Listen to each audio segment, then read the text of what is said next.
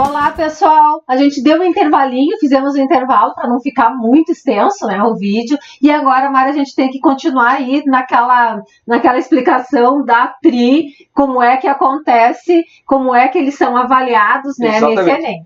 Bem, então, assim, a TRI avalia a coerência pedagógica do aluno, né? Então, é uma coisa importante, assim, ó, essa coerência, digamos, ela difere a avaliação, porque ela pega assim questões fáceis, médias e difíceis, né?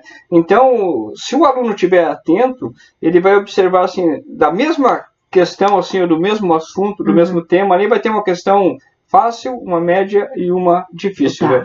Então, e a coerência pedagógica está no seguinte, reside no seguinte fato, de o aluno acertar uma questão fácil, acertar uma média, e ele pode errar uma difícil, no caso, né?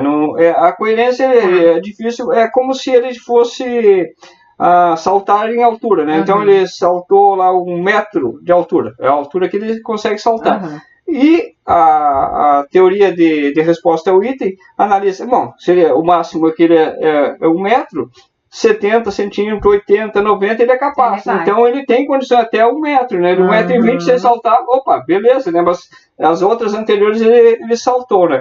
Então essa é a coerência, né? Na resposta ao item. Bom, ele também pode fazer o seguinte, quando estiver sendo avaliado, né, nas questões ali, se ele, vamos pegar 2 alunos assim, ó, um que um que acertou 3 questões fáceis, uma média e uma difícil, né? Acertou 5 questões, está coerente, acertou 3 fáceis, uma média e uma difícil, está coerente. O outro aluno acertou, digamos, uma fácil, uma média e 3 difíceis, né? Então daí a TRI analisa como esse aluno, no caso, não tem uma coerência, esse que acertou as 3 difíceis. Então ele analisa e entende como ele tivesse chutado aquela questão ali, né? Então isso faz com que esse aluno que, teoricamente, digamos, chutou, tem uma nota inferior ao outro que teve mesmo acertando até questões mais difíceis do que o outro. Mesmo, exatamente, porque ele entende como chutou, né? Então, e o normal, assim, para nós, seria, não, ele acertou, a mesma questão, mas não, então a coerência reside nesse fato aí, né? Então, do aluno. Então, esse é importante o aluno saber que vai ter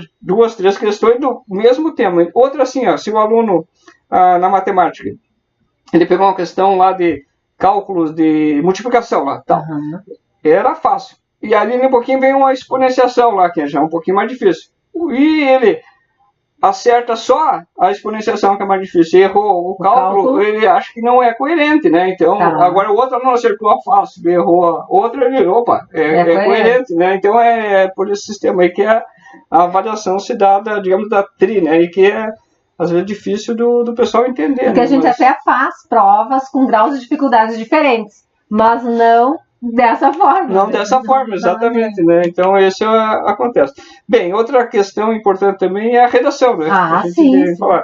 E a redação tem 5 competências, né, que são avaliadas, né, dentro da própria redação. Então, os examinadores ali, no caso, ficam observando assim, a coerência que o aluno tem também na escrita, né? Então, uma das competências, no caso, que vai ser avaliada, né, é a demonstração do domínio da língua, né? Como é que ele escreve, como é que ele redige o assunto. A outra questão é a compreensão do tema, né? Não pode fugir do tema, né? Então, isso é importante, no caso, que ele está olhar o texto ali, ele tem que seguir o que foi solicitado, né? Exatamente.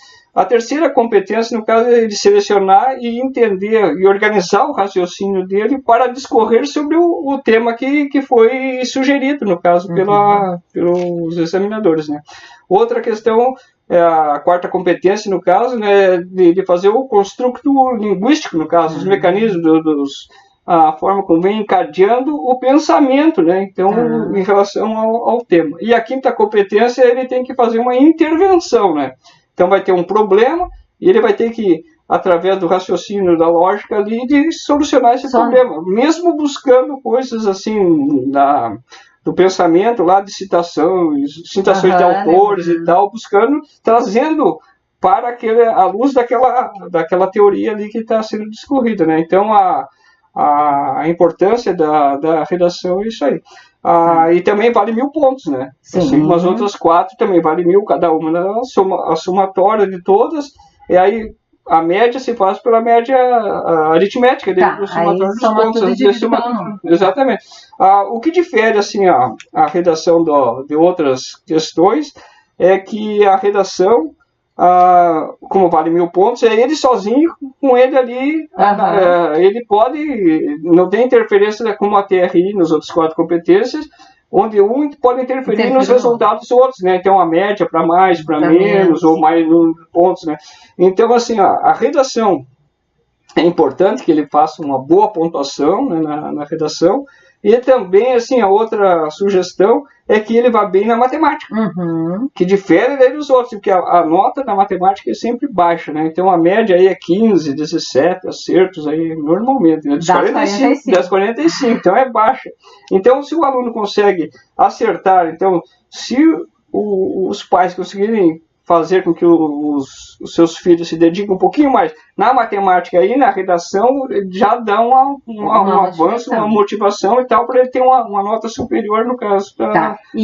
E a indicação é que ele faça, na prova, se dedique para fazer aquelas questões que são as mais fáceis. Exatamente. Sempre as mais fáceis.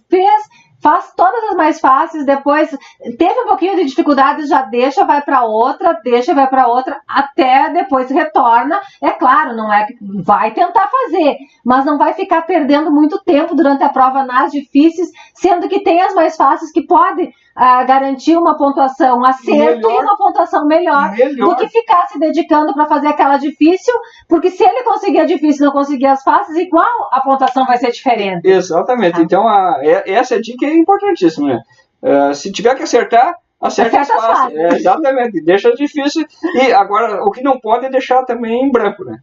Tem que fazer. Aí mesmo que não saiba, chute, né? Vai valer pouquinho lá, mas vai valer, né? Vale, né? Digamos, se ele acertou, digamos, as faces ali, no caso da mesma, e tiver que chutar e chutar certo, bom, aí o sistema também entendeu como uma coerência, né, no caso, né? Então é basicamente isso aí em termos de avaliação aí da correção das provas também. Aí ela também é corrigida por 2 professores contratados também, né? A redação, no caso, né? Então é particular, assim, e independe, né, digamos assim, é uma redação, uma avaliação seca, que a gente chama, sem o nome do aluno lá, para identificar o aluno. Então o corretor tem autonomia e tal para corrigir. Só salientando assim que no último exame, né, em 2017, só foram 53 alunos que fizeram os 1000 pontos, no caso, né? Então é muito baixo, assim. Então, por isso que a gente alerta os filhos, né, no caso, para se dedicar um pouquinho mais na redação, entendimento das competências ali que são avaliadas, né? E para ter um maior número de pontos ali. E durante o nosso treinamento, você vai ver que em vários momentos, no mínimo 2 que eu me lembro agora, a gente fala de fazer resumos, de fazer a criança ou adolescente escrever. E isso é importante, porque depois para a redação também vai ajudar que ele tenha um desenvolvimento bacana na redação. Pessoal, então a gente trouxe aqui algumas indicações, né, de como funciona o Enem. Exato. Fique conosco, acompanhe. Nós dividimos todo esse treinamento em pequenos blocos, 10 minutos, 8 minutos, um pouquinho mais, um pouquinho menos, para que não fique muito cansativo e também para que você possa voltar. Eu quero lembrar um pouquinho, quero ver melhor esse assunto. Então vai lá naquele bloco e escuta aquele assunto que lhe chamou mais atenção ou que você quer retomar. Daqui a pouco a gente volta. Muito obrigada. Obrigado.